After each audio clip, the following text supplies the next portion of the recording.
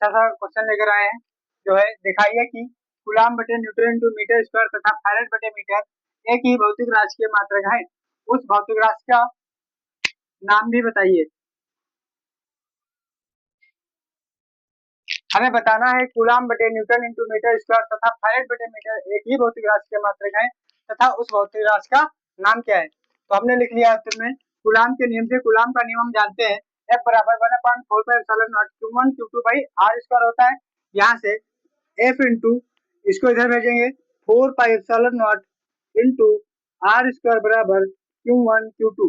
यहाँ से ε0 को अगर रोके ε0 बराबर Q1 Q2 बटे, ये सब गुणे में इधर इधर बटे में F into 4π into R square. यहाँ से 4π जो है ये तो कांस्टेंट है, तो इसका तो कोई मात्रक होगा नहीं, यानी कि ε0 बराबर होगा Q1 Q2 by F into R square. Q1 Q2 क्या है, जहाँ Q1 और Q2 दोनों आवेश हैं, तो आवेशों को लिख सकते हैं हम कूलाम। आवेश का मात्रक होता है कूलाम, इसका स्क्वायर बटे F बल है, बल का मात्रक न्यूटन होता है, तो न्यूटन इंटू R दूरी है, दूरी का मात्रक मीटर होता है, R स्क्वायर है इसलिए इसका मात्रक होगा मीटर स्क्वायर। यहाँ से होगा कूलाम स्क्वायर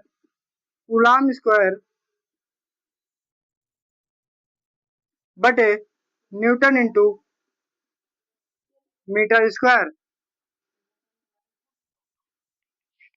यहाँ स्क्वायर है कूलाम बटे न्यूटन इंटू मीटर स्क्वायर। ये हमारा पहला समीकरण आ गया, जो कि पहला। दूसरा कह रहा है कि फैरेड बटे मीटर भी उसी भौतिक राशि का मात्रक है। तो हम लोग जानते हैं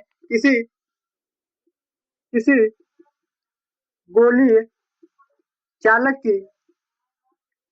की धारिता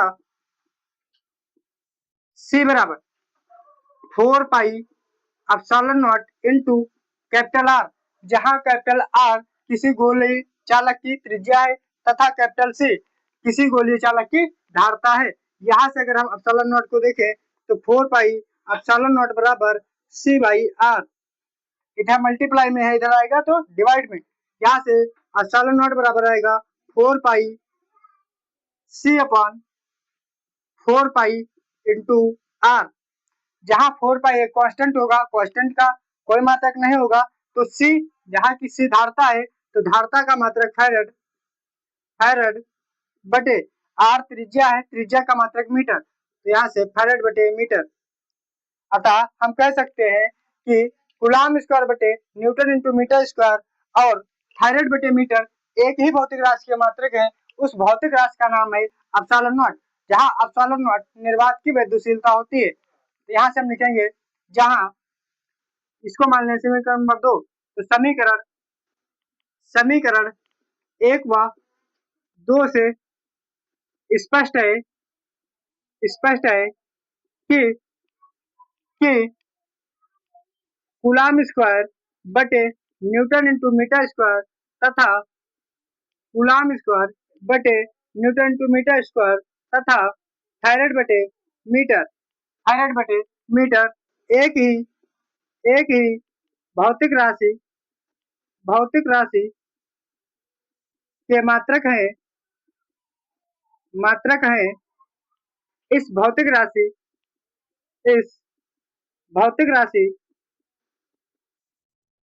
राशि का नाम ε0 है, जिसे वैद्युत क्षेत्र, जिसे निर्वात की वैद्युशीलता कहते हैं, जिसे निर्वात की वैद्युशीलता कहते हैं। इधर देखिए, इसके बाद निर्वात की वैद्युशीलता कहते हैं, जिसका मान, इसके बाद आप लिखेंगे निर्वात की वैद्युशीलता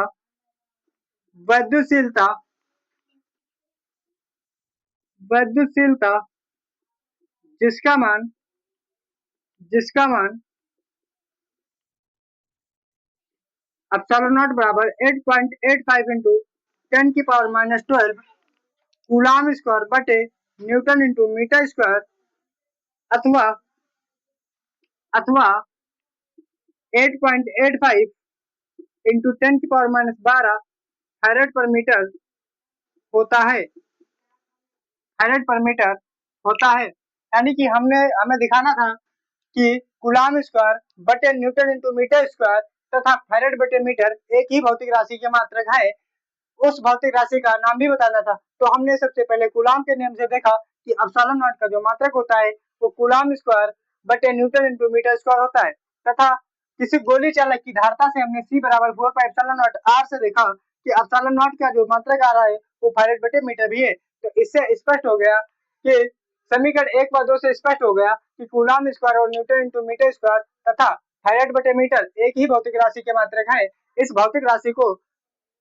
भौतिक राशि का नाम एप्सिलॉन नॉट है जिसे निर्वात की वैद्युशीलता कहते हैं।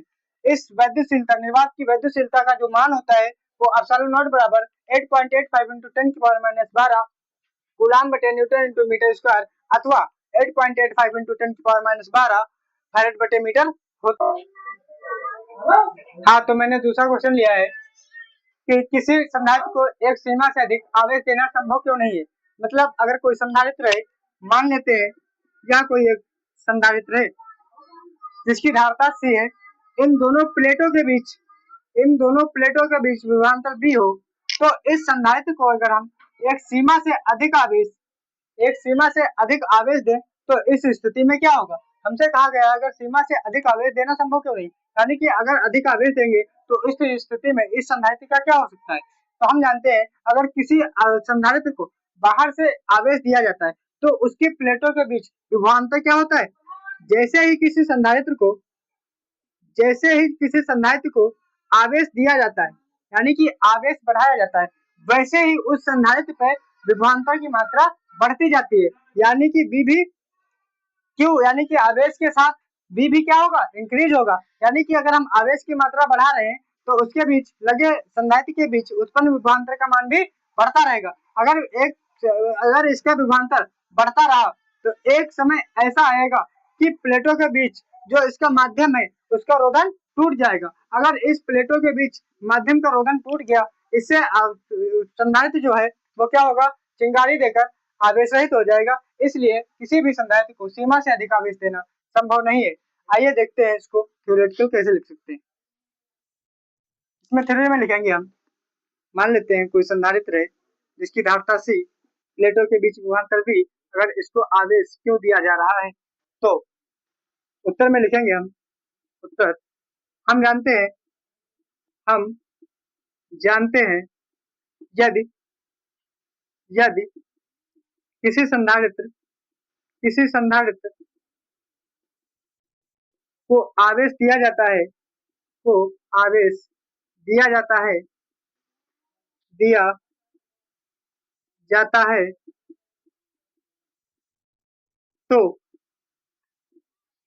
के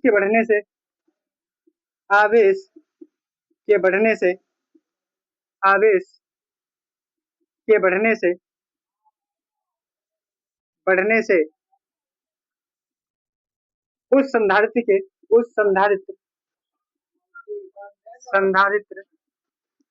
के विभव में लगातार वृद्धि होती रहती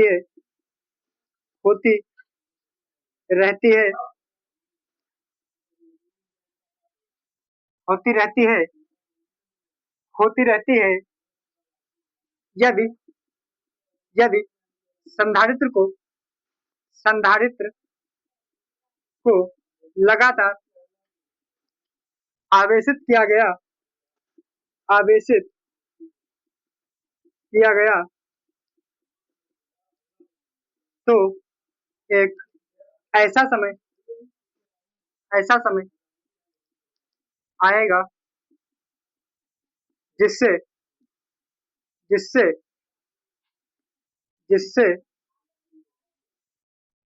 उस संधारित्र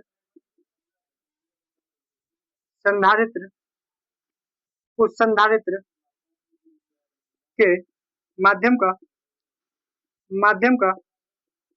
रोधन टूट जाएगा, रोधन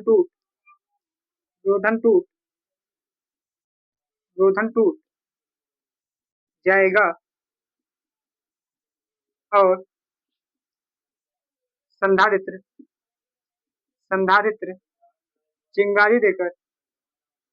चिंगारी देकर आवेश रहित हो जाएगा। अतः किसी संधारित्र को एक सीमा से अधिक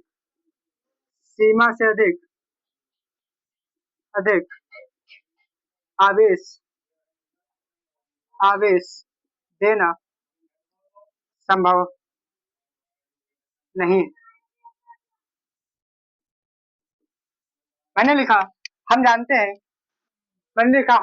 यदि किसी संधारित्र को आवेश दिया जाता है तो आवेश के बढ़ने से उस संधारित्र के विभव में लगातार वृद्धि होती रहती है। यानी कि अगर हम किसी संधारित्र को आवेश दे रहे हैं, बाहर से आवेश दे रहे हैं, तो उसके विभव में लगातार वृद्धि होगी। यदि उसके विभव में लगातार वृद्धि होगी, यदि संधारित्र को लगातार आवेश दिया जाएगा तो एक समय ऐसा आएगा जिससे इसका विभव क्या होगा, मैक्सिमम होगा, विभव अधिक हो जाएगा, जिससे इसके प्लेटों के बीच जो माध्यम है उसका रोधन टूट जाएगा।